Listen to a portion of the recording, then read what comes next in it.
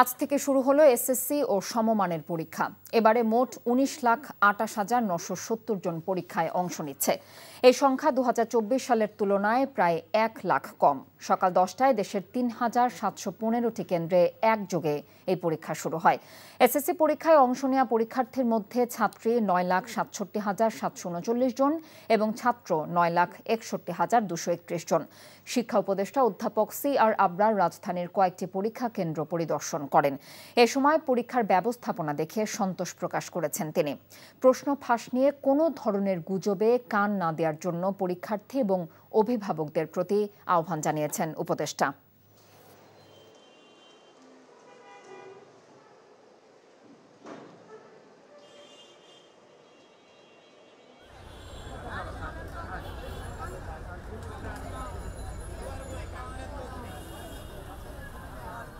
ছাত্রছাত্রীরা নানান রকমের তাদের মানসিক একটা চাপ এখানে থাকে, প্যারেন্টসদের মানসিক চাপ থাকে, শিক্ষক শিক্ষয়িত্রীদেরও মানসিক চাপ থাকে।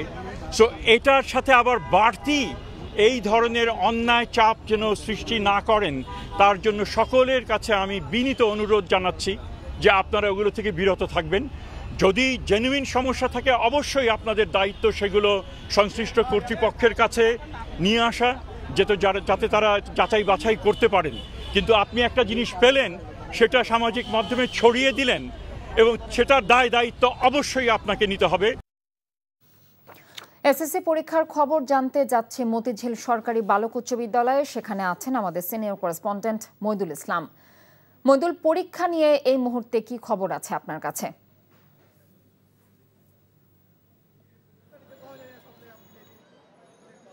হ্যাঁ, পরীক্ষা সকাল 10টায় শুরু হয়েছে এবং দুপুর 1টার সময় শেষ হবে এবং আমার পিছনে দেখতে পাচ্ছেন যে অভিভাবকরা বসে আছেন। 1টার সময় যখন পরীক্ষা শেষ হবে তখন শিক্ষার্থীরা বের হবে। তো কিছুক্ষণ আগে শিক্ষা উপদেষ্টা এই কেন্দ্রে মতিঝিল সরকারি বালক উচ্চ বিদ্যালয় কেন্দ্রটি পরিদর্শন করেছেন এবং আপনি শুনেছেন তার কথা।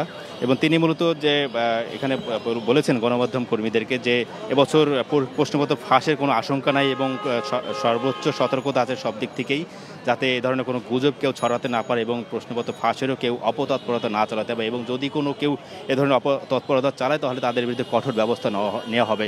এবং এর আগে বিগত বছরগুলোতেও যারা প্রশ্নপত্র ফাঁসের সাথে জড়িত বা যে ধরনের সোর্স থেকে প্রশ্নপত্র ফাঁস হয়েছে সেখানেও তারা নজরদারিতে রেখেছে এবং সতর্কতা অবস্থায় আছে। এবং আমি কয়েকজন গার্ডিয়ানের সাথে কথা বলেছিলাম কিছুক্ষণ আগে এবং তারাও বলেছে তারাও এবার কিছুটা আশ্বস্ত যে এবার ওই ধরনের কোনো গুজব ছড়াবে না বা কোনো শঙ্কাও নেই। এবং সার্বিকভাবে মোটামুটি বলা যায় যে সবাই একটু সুষ্ঠু শান্তিপূর্ণভাবেই এখন পর্যন্ত পরীক্ষা শুরু হচ্ছে। তো আপনি জানেন যে এবছর সারা দেশে প্রায় 19,28,970 জন পরীক্ষার্থী অংশ নিয়েছে এবং যেটা গত বছরের তুলনায় প্রায় 1 লাখ শিক্ষার্থী কম, এবং তার আগের বছরও প্রায় 48,000-এর কম আছে। এবং এবছর মূলত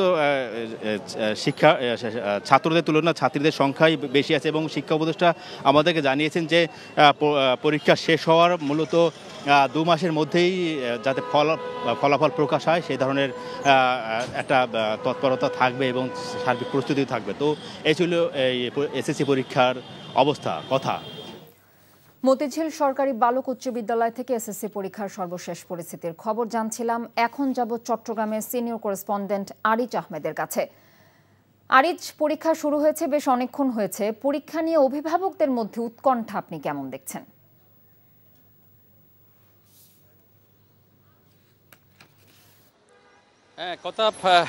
আমি এই মুহূর্তে অবস্থান করছি চট্টগ্রাম সরকারি উচ্চ বিদ্যালয় এলাকায়। এখানে শিক্ষার্থীরা কেন্দ্রে পরীক্ষা দিচ্ছে আর শিক্ষার্থীর যে অভিভাবকরা আছে তারা সড়ক জুড়ে তারা অবস্থান নিয়েছে। এটি প্রায় দীর্ঘ কয়েক কিলোমিটার ধরে এইভাবে আসলে আছে। তবে এই পর্যন্ত আমরা যেটা দেখেছি, চট্টগ্রামে শিক্ষা বোর্ডের অধীনে যে 5টি জেলায় এসএসসি পরীক্ষা অনুষ্ঠিত হচ্ছে, এর মধ্যে গত বছর থেকে এবার শিক্ষার্থী কমেছে। গত বছর ছিল 1,46,000 শিক্ষার্থী, এবার সেটি কমে 1,40,000 শিক্ষার্থী এবার অংশ নিচ্ছে এসএসসি পরীক্ষায়। তবে এই পর্যন্ত কয়েকটি বিচ্ছিন্ন ঘটনা ছাড়া মোটামুটি শান্তিপূর্ণভাবে পরীক্ষা অনুষ্ঠিত হচ্ছে, এমনটি জানিয়েছেন চট্টগ্রাম শিক্ষা বোর্ডের চেয়ারম্যান।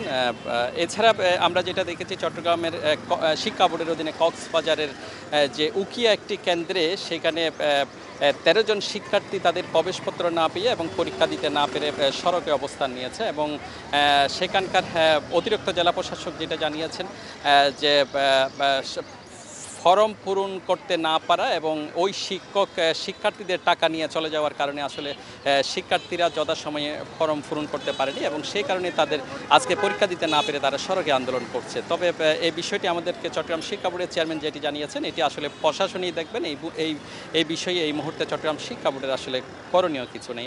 এছাড়া চট্টগ্রাম শিক্ষা বোর্ডের অধীনে চট্টগ্রামে প্রায় 2 শতাধিক প্রতিবন্ধী শিক্ষার্থী অংশ নিয়েছে এমনটি জানিয়েছেন। তবে 7 জন শিক্ষার্থী তাদের যে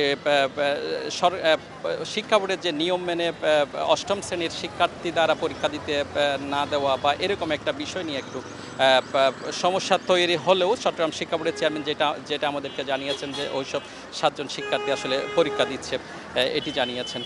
সব মিলিয়ে চট্টগ্রামে মোটামুটি শান্তিপূর্ণভাবেই চলছে এসএসসি পরীক্ষা। এই ছিল কথা এখানকার সর্বশেষ। চট্টগ্রাম থেকে জানছিলাম এসএসসি পরীক্ষার খবর। পূর্বাচলে রাজুকের প্লট বরাদ্দে দুর্নীতির অভিযোগে দুদকের আবেদনের প্রেক্ষিতে ক্ষমতাচ্যুত সাবেক প্রধানমন্ত্রী শেখ হাসিনা ও তার মেয়ে সাইমা ওয়াজেদ পুতুল সহ 18 জনের বিরুদ্ধে গ্রেফতারি পরোয়ানা জারি করেছে আদালত। দুদকের আবেদনের প্রেক্ষিতে জাকির হোসেন গালিবের আদালত এই গ্রেফতারি পরোয়ানা জারি করেন। অন্য 16 আসামি হলেন সাবেক সচিব শহীদুল্লাহ খন্দকার, অতিরিক্ত সচিব কাজী ওয়াসিউদ্দিন এবং সিনিয়র সহকারী সচিব পুরবী গোলদার সহ রাজুকের সাবেক চেয়ারম্যানের পিএ মোহাম্মদ আনিসুর রহমান মিয়া সহ সাবেক রাজুক কর্মকর্তারা। ক্ষমতার প্রভাব খাটিয়ে পূর্বাচলে হাসিনা পরিবারের জন্য 60 কাঠার প্লট বরাদ্দে অনিয়ম দুর্নীতির প্রমাণ পাওয়ায় এই মামলা করা হয়। এটি অন্তর্বর্তীকালীন সরকারের সময়ে গঠিত কমিশনের পক্ষ থেকে শেখ হাসিনা ও তার পরিবারের সদস্যদের বিরুদ্ধে প্রথম মামলা। মামলায় বলা হয় আসামিরা পরস্পরের যোগ সাজশে ক্ষমতার অপব্যবহার করে 10 কাঠার 6টি প্লট বরাদ্দ এবং গ্রহণ করেন।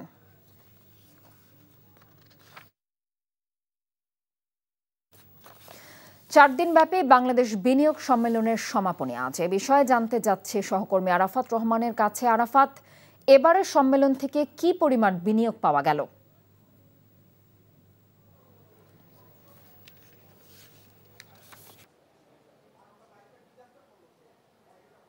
5ই আগস্ট পরবর্তী সময়ের যে পরিবর্তিত পরিস্থিতি সেটিতে বিনিয়োগকারীদের আস্থা ফেরানোর লক্ষ্যে সোমবার থেকে ঢাকায় শুরু হয়েছে বিনিয়োগ সম্মেলন। এই বিনিয়োগ সম্মেলনে প্রায় 50টি দেশের 500-রও অধিক কিন্তু বিদেশি বিনিয়োগকারীরা অংশগ্রহণ করেছেন এবং এই সম্মেলনের আজকে চতুর্থ এবং শেষ দিন। এবং শেষ দিনে এসে কিন্তু আমরা দেখতে পাচ্ছি যে কয়েকটি সেশন চলছে সকালে, বিশেষ করে যে ডিজিটাল মার্কেটিং এবং পোশাক খাত এগুলো নিয়ে বর্তমানে সেমিনার চলছে। এবং আপনি যেমনটি প্রশ্ন করছিলেন যে বিনিয়োগ সম্মেলন থেকে কি পরিমাণ বিনিয়োগ পেল বাংলাদেশ, সেটি এখন পর্যন্ত পুরোপুরি বলা যাবে না, যেহেতু বিকেলে আজকে শেষ দিনে ব্রিফিং রয়েছে, সেখান থেকে আমরা জানাতে পারবো।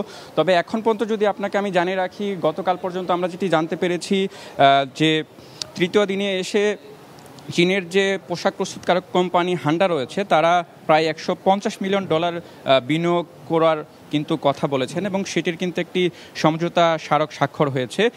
এর পাশাপাশি আরও বেশ কয়েকটি প্রতিষ্ঠান কিন্তু এখানে বিনিয়োগের কথা জানিয়েছেন। এর মধ্যে রয়েছে স্পেনের একটি প্রতিষ্ঠান, তারা হচ্ছে ইন্ডিটেক্স, এবং সিমেন্ট প্রস্তুতকারী আরেকটি প্রতিষ্ঠান লাফার্স হোলসিম, তারাও কিন্তু তাদের ব্যবসা সম্প্রসারণের কথা বলেছেন। এর পাশাপাশি এই সম্মেলনের পরপরই কিন্তু বাংলাদেশে চীনের বাণিজ্য মন্ত্রীর 7 বিনিয়োগকারী সফরে আসার কথা আমাদেরকে জানিয়েছেন বিডার নির্বাহী চেয়ারম্যান আশিক চৌধুরী।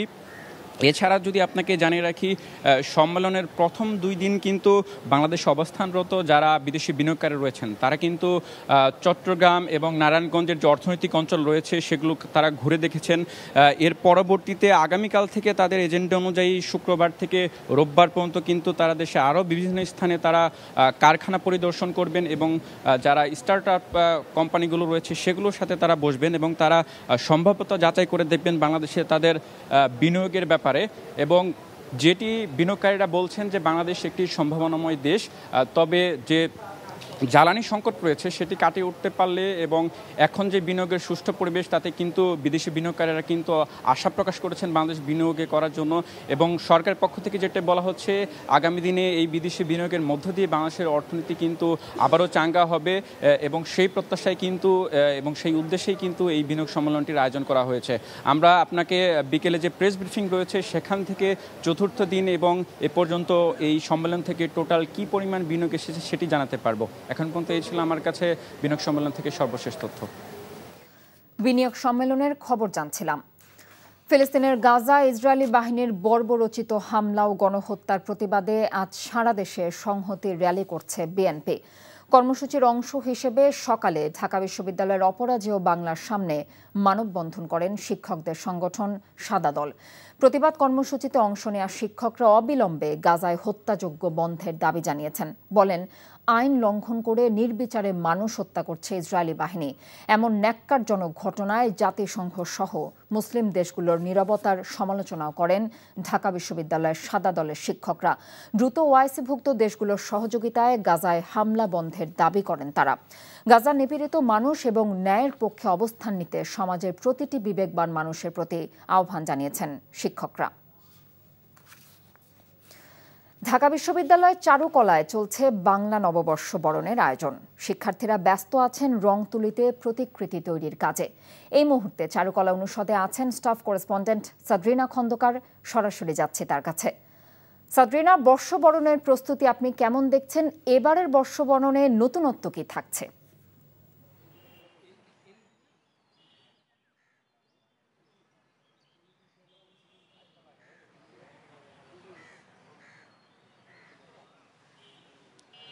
কথা পুরাতন বছরকে বিদায় জানিয়ে নতুন নববর্ষকে করার জন্য, নতুন নববর্ষকে আগমন জানানোর জন্য কিন্তু চারুকলার শিক্ষার্থীদের মধ্যে এখন ব্যস্ততার তোড়জোড় চলছে। তারা ক্যানভাস এবং রঙিন মোটিভ, মুখোশ এগুলো বানাতে ব্যস্ত হয়ে পড়েছে এবং এবার কিন্তু গণ অভ্যুত্থানের পরবর্তী প্রথম যে নববর্ষ, সেই নববর্ষকে স্বাগত জানাতে কিন্তু এবার নতুন থিমও রয়েছে। নববর্ষের ঐক্যতান, ফ্যাসিবাদের অবসান, এই প্রতিপাদ্যে কিন্তু এবার নববর্ষকে আগমন জানানো হবে। সে অনুযায়ী কিন্তু ফ্যাসিবাদের যে অবয়ব, সেটা ফ্যাসিস্ট হাসিনার একটি অবয়বে কিন্তু এখানে বাঁশের একটি মূর্তি তৈরি করা হচ্ছে, অবয়ব তৈরি করা হচ্ছে এবং শান্তির যে প্রতীক পায়রা, সেই পায়রারও কিন্তু অবয়ব তৈরি করা হচ্ছে। সঙ্গে সঙ্গে তারা বলছেন যে আমাদের মীর মুগ্ধ ছিলেন, ওনারও কিন্তু একটা প্রতীক থাকবে এবং এখানে কিন্তু এবার বাঙালি সহ যে আরও যে 27টি নৃগোষ্ঠী রয়েছে, গারো, মারমা, বিভিন্ন ধরনের তাদের সংস্কৃতি এবং তাদের ঐতিহ্যকে ফুটিয়ে তোলার জন্য কিন্তু তাদের বিভিন্ন ধরনের যে প্রতিকৃতি রয়েছে সেগুলোও কিন্তু এবারের শোভাযাত্রায় তারা রাখবে এবং এবারে যে ফিলিস্তিনের প্রতি তারা সহমর্মিতা জানিয়ে কিন্তু তাদের পতাকাও নববর্ষের যে শোভাযাত্রা হবে সেই শোভাযাত্রার মধ্যে প্রতীক হিসেবে রাখবেন। এবং এখন কিন্তু নববর্ষ প্রায় কাছেই চলে এসেছে এবং এই জন্য তারা কিন্তু প্রায় শেষ মুহূর্তে কাজ চলছে। ক্যানভাস, তারপরে রঙিন মোটিভ, মুখোশ এগুলো তৈরির কাজ প্রায় শেষ হলেও এই বাঁশের যে প্রতীকগুলো রয়েছে সেই প্রতীকগুলোর কাজগুলো চলছে। বাঙালির ঐতিহ্যের মধ্যে রয়েছে যে ইলিশ মাছ, বাঘ, এগুলো ফুল, বিভিন্ন ধরনের যে প্রতিকৃতি রয়েছে, অবয়বগুলো রয়েছে, ওগুলো প্রায় শেষ হয়ে গিয়েছে কাজ। এর মধ্যে এখনও কাজ বাকি রয়েছে কবুতর এবং বিভিন্ন ধরনের পাখি এবং যে ফ্যাসিস্ট হাসিনার প্রতিকৃতি, এটাকে কিন্তু ফুটিয়ে তুলতে তারা অনেকক্ষণ ধরেই কাজ চলছে এবং এইগুলো কাজ করছেন। তো কথা এই ছিল। ঢাকা বিশ্ববিদ্যালয়ের চারুকলা অনুষদ থেকে জানছিলাম বাংলা বর্ষবরণের প্রস্তুতির খবর। পেশাদার ফুটবলার তৈরির প্রথম ধাপ বলা হলেও গত 3 বছর ধরে হচ্ছে না পায়োনিয়ার লীগ। দীর্ঘদিন মাঠে খেলা না থাকায় হতাশ তৃণমূল ফুটবলার এবং কোচরা। বাফুফের নতুন পর্ষদ দায়িত্ব গ্রহণের 6 মাস হলেও চূড়ান্ত হয়নি পায়োনিয়ার লীগ কমিটি। একমাত্র চেয়ারম্যান ছাড়া ওই কমিটির আর কোনো সদস্য এখনও চূড়ান্ত করেনি বাফুফে। রিপোর্ট কুশলী আসেরের। তৃণমূল থেকে ফুটবলার তৈরি করার লক্ষ্যে 1981 সালে শুরু হয় পায়োনিয়ার লিগের যাত্রা। প্রতি বছরই মাঠে গড়ানোর কথা থাকলেও গত 3 বছর ধরে মাঠে নেই খেলা। বয়স ভিত্তিক এই লিগে খেলতে না পেরে অনেকেই ছেড়েছে ফুটবল। 3টা বছরে অনেক প্লেয়ারের বয়স বাইরে গেছে, অনেকজনের চাকরি বাকরি ঢুকে গেছে, অনেকজনের মা এতিম হয়ে গেছে, অনেকজনের এরকম অনেক সমস্যা। একটা প্লেয়ারের জন্য একটা লিগ খেলা মানে তার কাছে একটা স্বপ্ন যে আমি এমন জায়গায় খেলবো, এমন পজিশনে খেলবো, ইনশাল্লাহ এক ধাপ পাড়ি দিয়ে আরেক ধাপে যাবো, এরকম একটা চিন্তা থাকে। চিন্তা থেকেই প্লেয়ারের হারা যাইতেছে দিন দিন। আগের আসরে অনূর্ধ্ব 15 খেলা হলেও এবার অনূর্ধ্ব 16 ফুটবলারদের নিয়ে মাঠে গড়াবে খেলা। এরই মধ্যে ঢাকার 50টি ক্লাব নিবন্ধন করেছে পায়োনিয়ার লিগে, যদিও কারোরই জানা নেই কবে শুরু টুর্নামেন্ট। আমাদের চাওয়া হলো এটা নিয়মিত হোক, যারা ঊর্ধ্বতন কর্মকর্তা আছে এদিকে যদি সুদৃষ্টি দেয়, এটা যদি নিয়মিত করে বাংলাদেশের ফুটবলে আরও উন্নতি হবে। লিগগুলা প্রতি বছর যদি হয়ে যায় তাই লিগগুলো পূরণ হবে, প্লেয়ারগুলা বিভিন্ন জায়গায় খেলার সুযোগ পাবে। কমিটির চেয়ারম্যানের নাম ঘোষণা হলেও অন্য সদস্যদের ব্যাপারে বাফুফে নির্লিপ্ত। চেয়ারম্যান জানিয়েছেন কমিটি ঘোষণা দিতে বিলম্ব হলেও সামনে থেকে ভালো খেলোয়াড় উঠে আসার চেষ্টা থাকবে তার নেতৃত্বে। এই 50টা টিমকে আমরা ভাগ করে সাউথ নর্থে খেলাবো এবং আশা করতেছি যে 1 থেকে 1.5 মাসের ভিতরে 45 দিন সর্বোচ্চ 2 মাসের ভিতরে খেলাটা সমাপ্তি করতে সক্ষম হব। আমরা একটা টেন্টেটিভ টাইম দিয়েছি, জুনের মিডল অফ জুন। প্রেসিডেন্ট মহোদয়ের সাথে আমার কথা হবে এবং হয়ে যাবে, কমিটিটা চূড়ান্ত হয়ে যাবে। গত 10 বছরে 10টি টুর্নামেন্টের জায়গায় পায়োনিয়ার লিগ নানা কারণেই মাঠে গড়িয়েছে মাত্র 5 বার। বয়স চুরি, পাতানো ম্যাচ কেলেঙ্কারির সঙ্গে রেফারিদের বিতর্কিত সিদ্ধান্ত সামলানোর মতো বড় চ্যালেঞ্জের মুখোমুখি হতে হবে আয়োজকদের। কুশল ইয়াসির, এনটিভি নিউজ, ঢাকা।